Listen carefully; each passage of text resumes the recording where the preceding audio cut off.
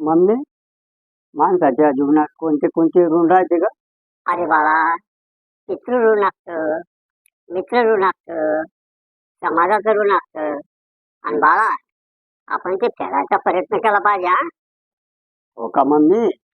मग मी चाललो आज मित्राचं ऋण फेडायला. अरे काय बाळा, तू काय ऋण फेडणार आहे आज मित्राचं? अगं मम्मी, आज माझ्या मित्राचं लग्न आहे. अरे, आपण आहेर करेल घर लागणार, नाही तर आहेर बेर करशील. नाही ग मम्मी, मी आज माझ्या मित्राच्या लग्नात पारण्यासमोर नाचणार आहे. आणि त्याचे जे उपकार आहे, त्याचं जे मित्र ऋण आहे ना, ते आज फेडणार आहे आणि कर्तव्य पुरं करणार आहे. पारण्यात नाच, पण नागिन डान्स करू नको बरं.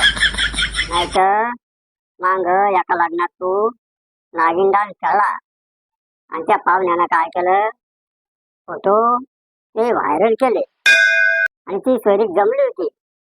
पण आम्ही काय केलं, पाहुणं म्हणे बा फोटो टाका पोराचे. आम्ही फोटो टाकले तर ती पोरगी म्हणे, मा अयो तर एका पाण्यात नागिन डान्स खेळत होता म्हणे. अरे त्या डान्स मुळे सगळा धिंगाणा झाला पाय.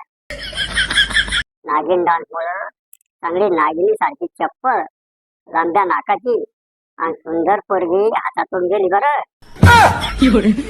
म्हणून म्हणलं पाण्यात नाही तर नागिन डान्स खेळशील आणि पुन्हा एखादी सोयरीक आहे ना, हातातून गमवशील, तो लग्नच होणार नाही बरं बाळा.